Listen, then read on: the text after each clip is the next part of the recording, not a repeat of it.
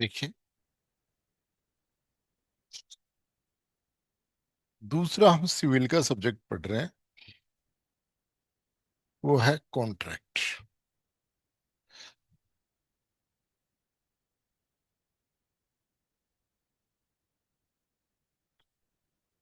Act.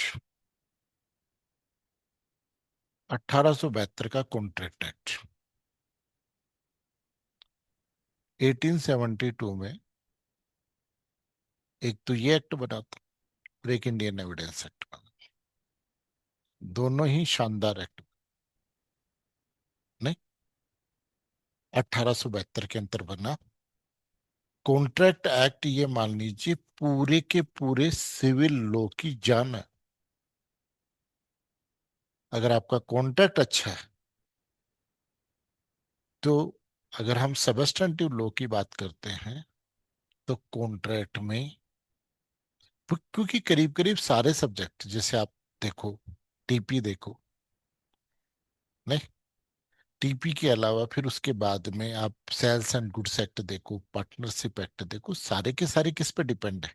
Contract पे। इसके अलावा भी अगर आप और एक्ट भी देखना चाहोगे, जैसे बैंकिंग वगैरह के, वो भी सारे के सारे किस पे डिपेंड कर रहे हैं? इसके ऊपर डिपेंड कर रहे हैं। रिवेन्यू की बात करें तो रिवेन्यू एक्ट भी किस पे डिपेंड कर रहा है? कॉन्ट्रैक्ट एक्ट पे। तो अगर आपका कॉन्ट्रैक्ट बढ़िया है तो ये मानिए कि सिविल में आपकी बहुत अच्छी पकड़ है। तो सबसे पहला क्वेश्चन यही है कि ये जो कॉन्ट्रैक्ट है ये है क्या। तो सबसे पहला क्वेश्चन यही है कि ये कॉन्ट्रैक्ट है, वो कॉन्ट्रैक्ट होती क्या है। ठीक। तो कॉन्ट्रैक्ट के लिए सबसे पहली चीज की जरूरत होती है और उसको हम बोलते हैं प्रपोजल या प्रस्ताव। देखो, एक वर्ड है ऑफर और एक है प्रपोजल। एक वर्ड है ऑफर, एक वर्ड है प्रपोजल। हमारे यहां पर प्रपोजल वर्ड यूज किया गया है कॉन्ट्रैक्ट एक्ट में, न कि ऑफर।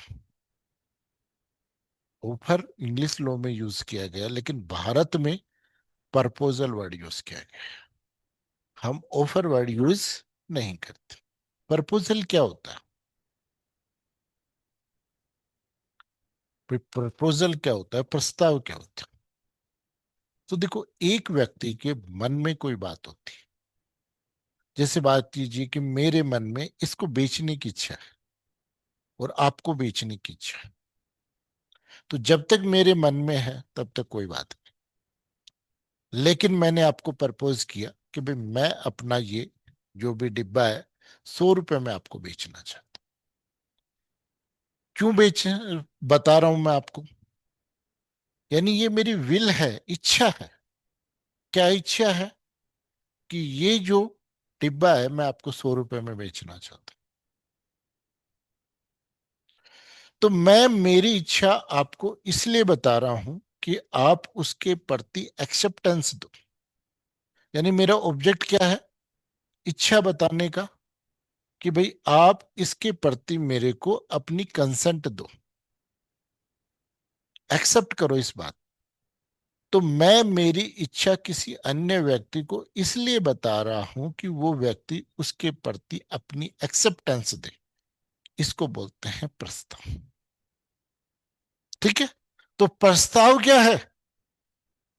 एक आपकी इच्छा है, और इच्छा आप किसी दूसरे को बताते हो। दूसरे को क्या करते हो? संज्ञापित या बताते हो। अपनी इच्छा दूसरे को बताते हो। किस उद्देश्य से बताते हो? ऑब्जेक्ट से बताते हो कि वो व्यक्ति क्या करे?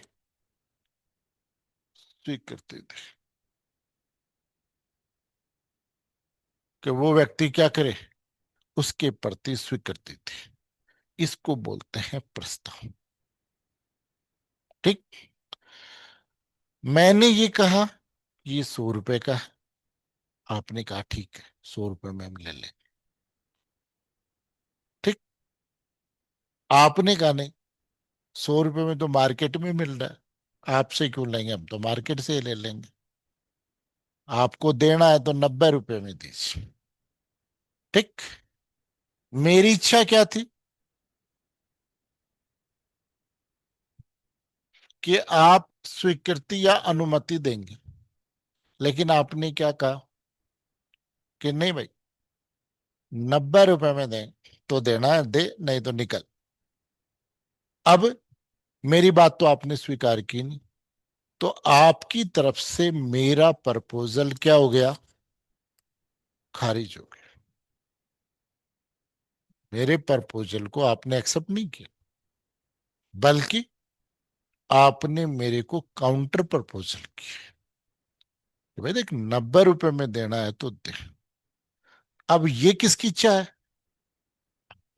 आपने मेरे को संज्ञापित कर दिया, बोल बता देना है कि नहीं देना है। इसको बोलते हैं हम काउंटर प्रपोजल। क्या बोलते हैं? Counter proposal. यानी आपने अपनी इच्छा किसी को बताई कि वो सहमति दे, और अगर उसने एक्सेप्ट कर लिया, तब तो हम ये कहते हैं कि वो बात स्वीकृत हो।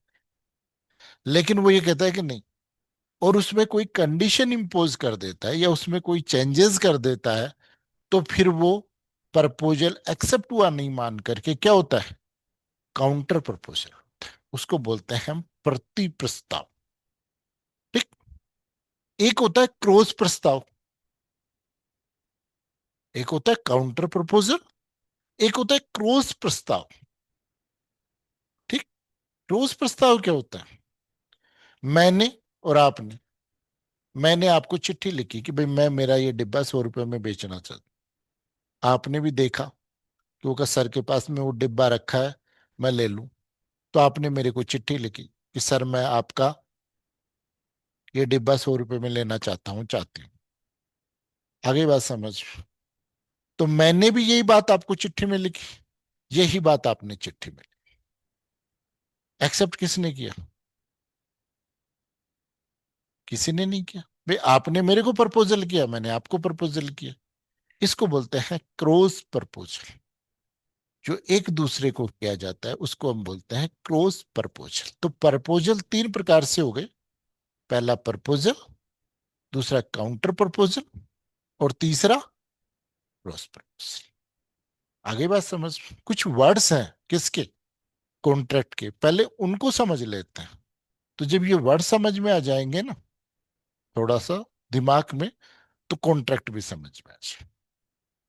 तो मैंने प्रस्ताव किया, और इसमें आपने बिना स्वीकार क्या कर लिया, बिना कंडीशन लगाए एक्सेप्ट कर लिया। तब हम ये कहते हैं कि प्रस्ताव क्या हो गया, स्वीकृत।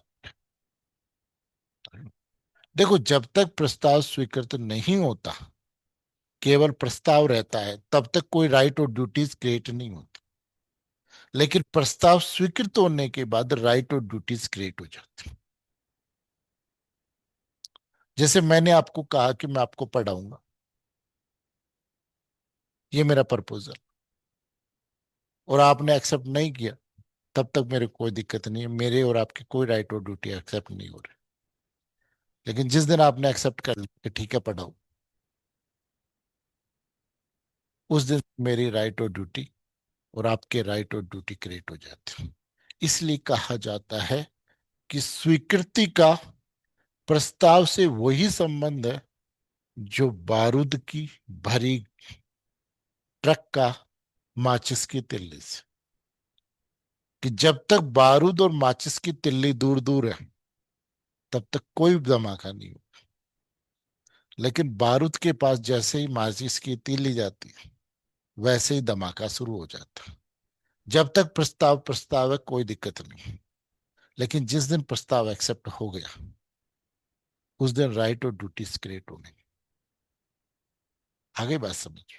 तो प्रस्ताव के बाद में अगर प्रस्ताव को बिना किसी कंडीशन के एक्सेप्ट कर लिया जाता है, तो हम ये बोलते हैं कि प्रस्ताव स्वीकृत हो गया। जब प्रस्ताव स्वीकृत होता है, तब हम इसको क्या बोलते हैं, प्रोमिस, वचन। जब प्रस्ताव स्वीकृत होता है तो इसको बोलते हैं वचन, प्रोमिस। जैसे आप मेरे से कहो कि चलो सर खाना खिलाते हैं हम आपको, मैंने कहा ठीक है चलो, तो ये संविदा हो गई क्या? क्यों नहीं हुई? है? क्यों नहीं है अनफोर्सेबल? चलो जिमाओ। मना किसने किया? ये हुआ क्या? नहीं। क्यों नहीं हुआ? क्योंकि इसमें आपकी तरफ से तो कंसिडरेशन था, मेरी तरफ से कोई कंसिडरेशन नहीं। आगे बात समझ, केवल ये वचन, क्योंकि चलो सर जी, मैंने वो कहा ठीक है चलो, तो ये प्रोमिस है, इसको हम बोलते हैं वचन। और वचन के बाद में अगर इस वचन में कंसिडरेशन है, क्या प्रतिफल है, कंसिडरेशन है, तो ये वचन क्या हो जाता है? करार, एग्रीमेंट। ये क्या हो जाता है? करार। जैसे मैंने आपको क्या कहा कि डिब्बा कितने रुपए में ले लो? 100 रुपए। तो मेरे लिए कंसिडरेशन क्या है और आपके लिए यह डिब्बा, तो एक दूसरे को क्या है? कंसिडरेशन। तो जैसे ही कंसिडरेशन है, वो करार है। अब हर करार संविदा नहीं होती।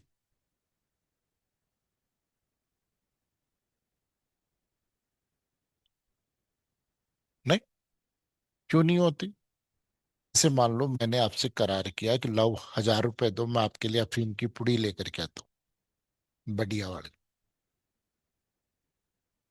हो गया का कॉन्ट्रैक्ट?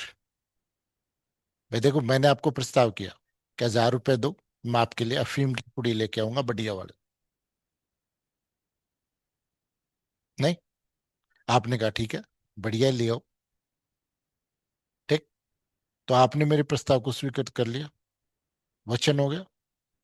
वचन में कंसिडरेशन है, आप मेरे को 1000 रुपए दोगे, मैं आपको अफीम दूंगा। लेकिन ये कॉन्ट्रैक्ट नहीं है। क्यों नहीं है? क्योंकि जो कॉन्ट्रैक्ट है उसका ऑब्जेक्ट जीरो है, अविधि मान्य। सेक्शन 23। इसलिए ये संविदा नहीं हुई। संविदा कब?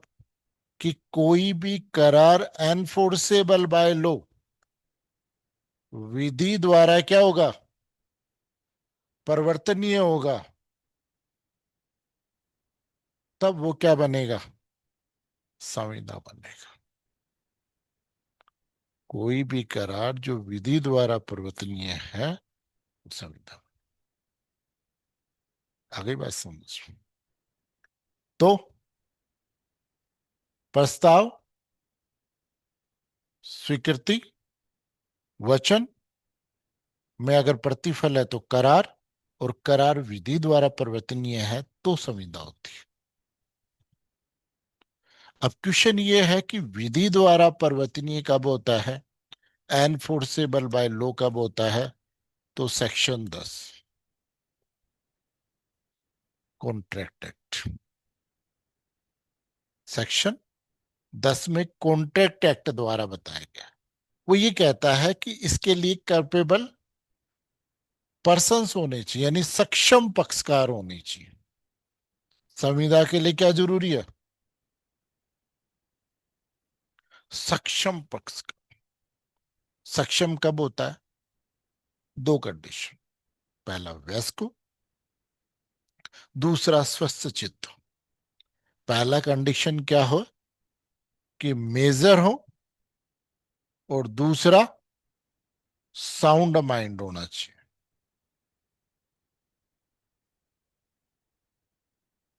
वयस्क हो, मेजर हो, और दूसरा साउंड माइंड। मेजर कब होता है? कि जिस व्यक्ति ने 18 वर्ष की आयु प्राप्त कर ली हो, वो मेजर होता है। और साउंड माइंड किसे कहते हैं? कितने हैं साउंड माइंड आप में से? मानते हो क्या?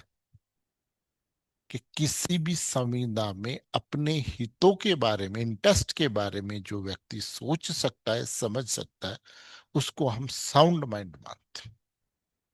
कि भाई मैंने आपको कोई प्रस्ताव किया, आपने स्वीकार किया, उस प्रस्ताव और स्वीकृति के परिणामों को आप अगर समझ सकते हो तो आप साउंड माइंड हो।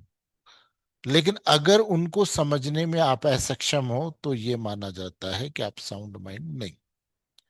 जैसे मान लीजिए किसी ने दारू पी रखी है, नहीं, और दारू पीने के बाद हर व्यक्ति यही कहता है गाड़ी बाई चलाएगा, चाहे बाई को गाड़ी चलानी ही नहीं आती हो। अब उस व्यक्ति से आप किसी एग्रीमेंट पे साइन करा रहे हो, तो क्या कॉन्ट्रैक्ट हो गई?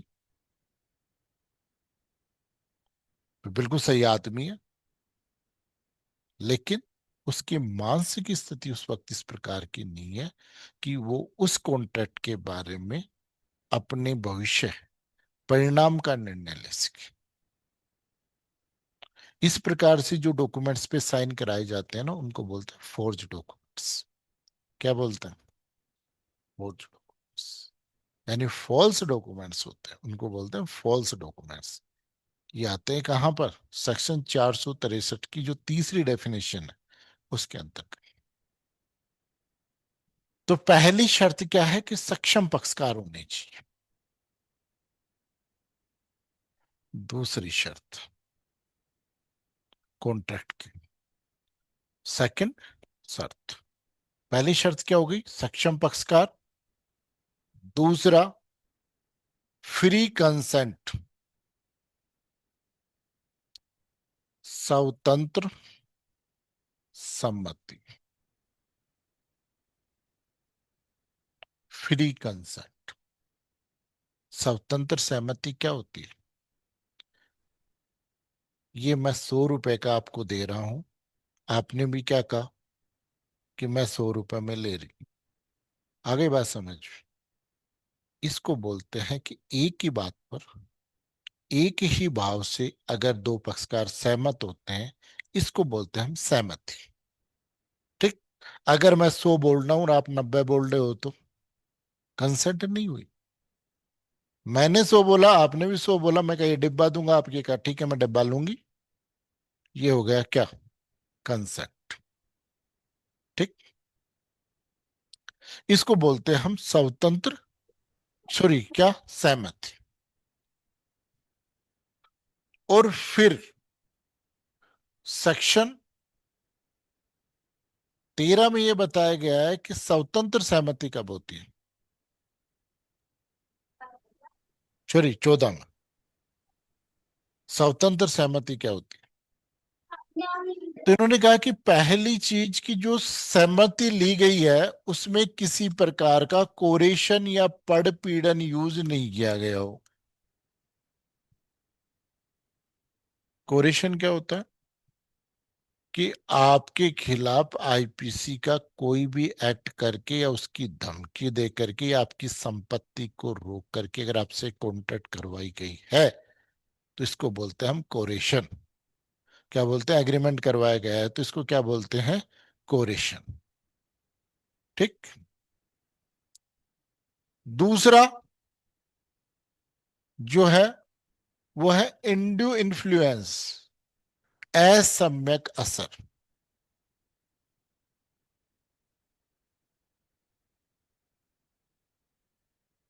असम्यक असर क्या होता है? इंड्यू इन्फ्लुएंस क्या होता है? कि एक व्यक्ति दूसरे की इच्छा को अधिशासित करने की स्थिति में होता है और उस व्यक्ति से जिसकी इच्छा को अधिशासित करने की स्थिति में है अयुक्ति युक्त फायदा उठाता है। इसको बोलते हैं हम असम्यक असर, इंडो इन्फ्लुएंस। तीसरा है कपट। कपट क्या होता है? कि पहला चीज कि जिस बात का आपको पता है कि असत्य है या जिसके सत्य होने का आपको विश्वास नहीं है, उस बात को अगर आप सत्य के रूप में बताते हो तो ये क्या है? किसी बात को आप सत्य के रूप में बताते हो, तो ये क्या है? कपट। फर्स्ट। दूसरा, जहां विधि द्वारा आपका कोई कर्तव्य निरूपित किया गया और उसको सक्रिय रूप से सब आते हो, आप सक्रिय रूप से क्या कर रहे हो? छिपा रहे हो, तो ये कपट है। देखो, जैसे आप टीपी एक्ट पढ़ते हो, टीपी एक्ट में बता रखा है सेलर का ड्यूटी कि भाई संपत्ति के बारे में सही जानकारी देगा, ये देगा।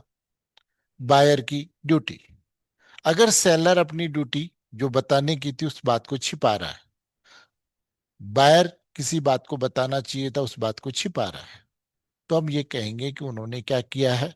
कपट किया। बताया नहीं, उसने झूठ नहीं बोला, लेकिन जो बात उसे बतानी चाहिए थी, जैसे मान लो मेरी जमीन है और मेरे को पता है कि नेशनल हाईवे में आ रही है,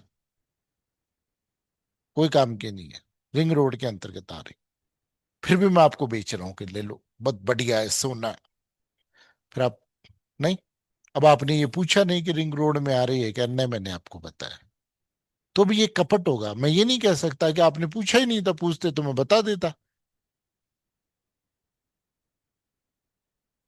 पूछते तो मैं बता देता। आगे बात।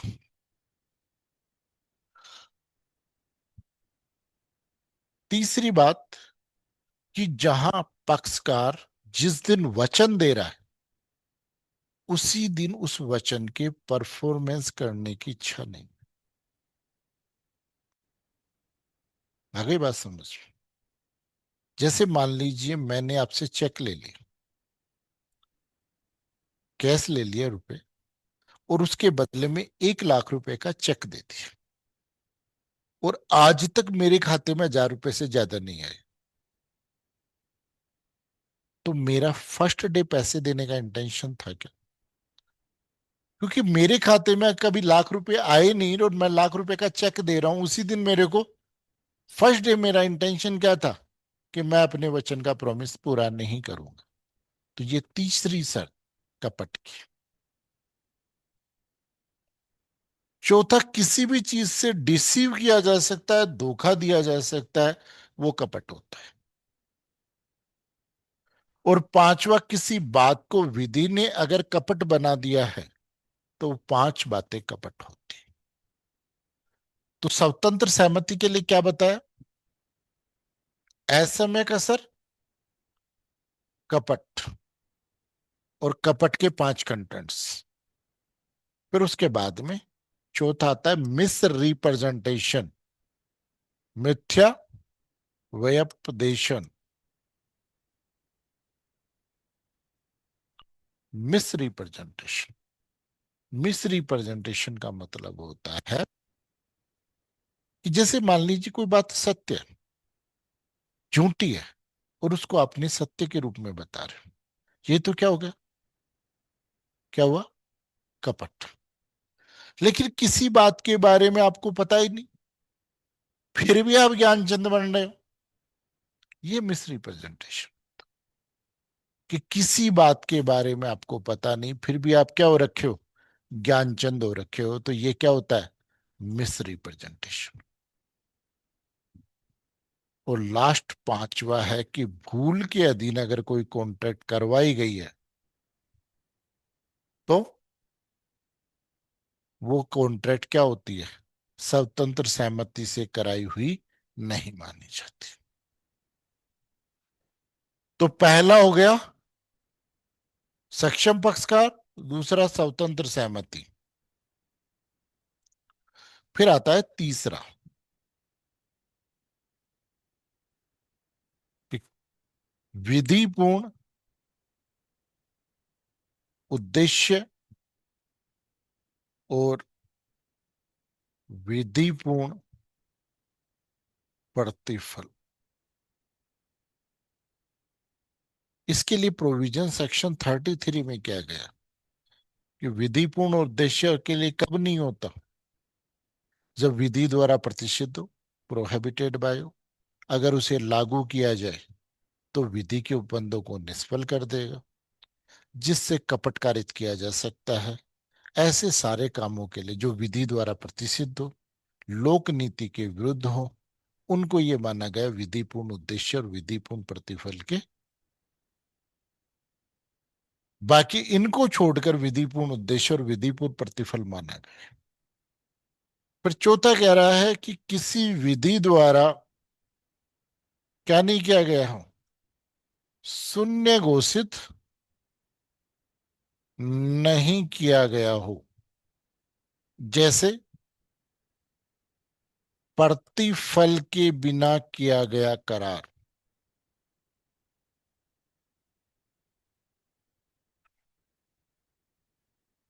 करार। दूसरा, विवाह में अवरोधार्थ करार।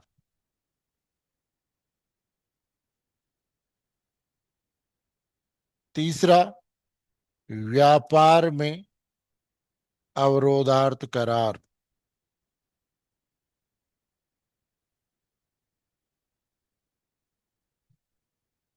चौथा, विधिक कार्रवाई में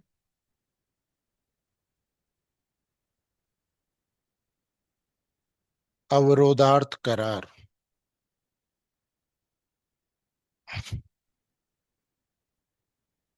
पांचवा,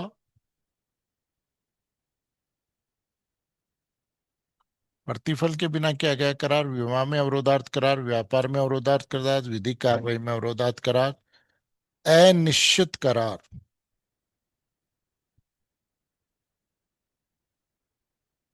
और छठा, छद्म या जुए का करार।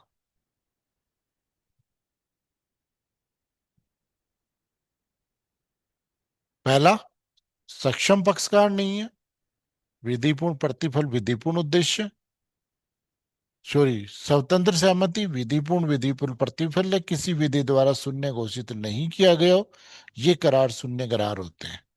और पांचवा है कि जहां किसी विधि में रजिस्ट्रेशन आवश्यक, वहां उस दस्तावेज का रजिस्ट्रेशन करवा लिया। रजिस्ट्रेशन आवश्यक हो, वहां उसका रजिस्ट्रेशन करवा लिया।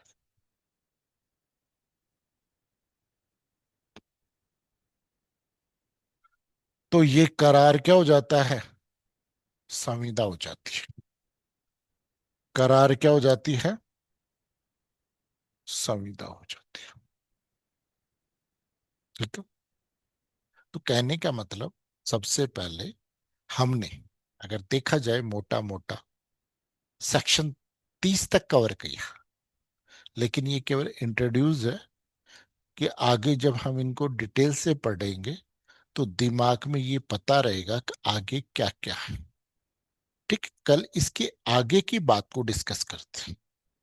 आगे बात समझ, इसके आगे की बात को डिस्कस करते हैं।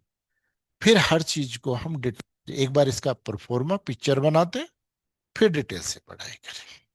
कल बाकी हम इसके आगे का डिस्कस करें।